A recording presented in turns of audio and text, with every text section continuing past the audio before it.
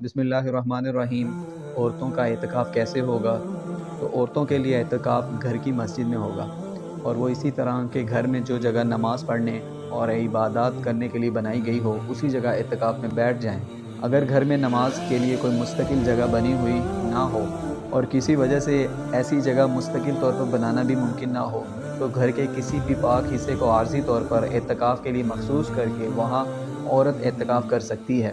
اگر عورت شادی شدہ ہو تو اعتکاف کے لیے شوہر سے اجازت لینا ضروری ہے۔ شوہر کی اجازت کے بغیر بیوی کے لیے اعتکاف کرنا جائز نہیں، لیکن شوہروں کو چاہیے کہ وہ بلا وجہ عورتوں کو اعتکاف سے محروم نہ کریں بلکہ اس کی اجازت دے دیا کریں۔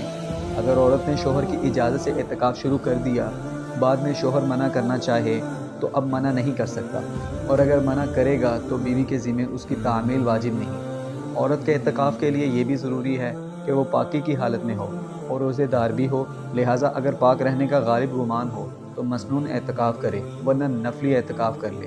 اگر کسی عورت نے اعتکاف شروع کر دیا پھر اعتکاف کے دوران پاکی کی حالت نہ رہی تو اس صورت میں جس دن اعتکاف چھوڑا ہے صرف اسی دن کی قضا اس کے ذمہ واجب ہوگی، جس کا طریقہ یہ ہے کہ ناپاکی سے پاک ہونے کے بعد کسی دن روزہ رکھ کر اعتکاف کر لے۔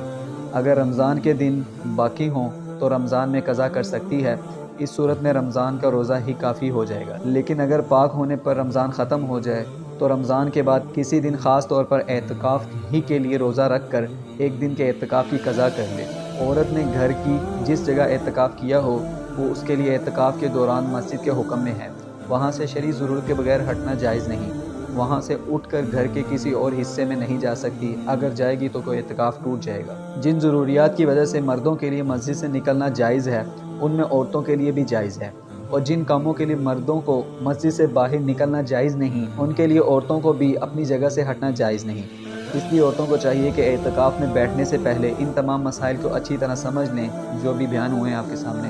عورتیں اعتکاف کے دوران اپنی جگہ پر بیٹھے بیٹھے گھر کے کاموں کے لیے دوسروں کو ہدایت بھی دے سکتی ہیں، مگر خود اٹھ کر نہ جائیں۔